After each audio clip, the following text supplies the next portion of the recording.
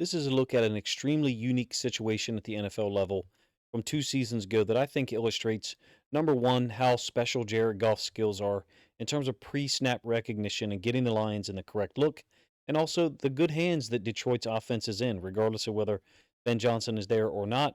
Jared Goff has the ability to recognize things. Here you have a high pressure situation, late second quarter. Detroit's already ahead 21-7, and this is a 3rd and 12.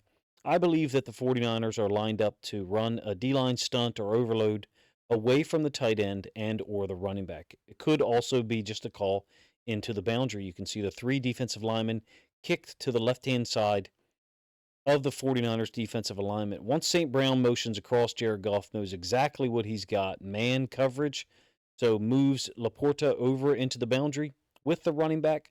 They are now to the right or the top side of the midline. Midline is that yellow line that essentially divides the offensive formation from its right and left-hand side. Even though the ball's not in the middle of the field, we do have it evenly split. Now, it's not evenly split from a number standpoint. Because Warner was manipulated, the 49ers defense was manipulated, I should say, and Warner moved over with Laporta. You now have a situation where into the boundary, Detroit has 6 players, and the San Francisco 49ers have 6.5 or 7, if you want to count that safety lined up just to the top side of the right hash on the left-hand portion of our screen. We all know what's coming. It's a counter run scheme to Jahmyr Gibbs, all right? And he gets the first down. The Lions go down and add a field goal to make it 24-7. Looking back, you wish they'd been able to get a touchdown there because they missed so many opportunities to score in the third quarter, going for it on 4th down situations. Why does this work? Well, number one, Jahmyr Gibbs is incredibly fast, right? And the ball is on the right hash, so there's more space for him to run onto down here. Yes, Penei Sewell plays a role here on the counter scheme, but from a numbers standpoint, what's happened here is the 49ers are woefully outnumbered to the field. That's happened because of Jared Goff's recognition.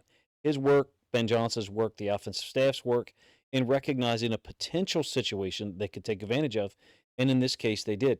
These linemen, in this case the guard, pulling and logging Chase Young, and then Sewell pulling and wrapping and essentially leading out into space for Jahmyr Gibbs.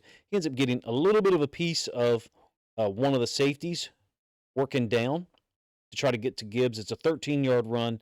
I'll give you the end zone angle. It's not anything that Jared Goff did physically. It's the recognition, the understanding of the situation.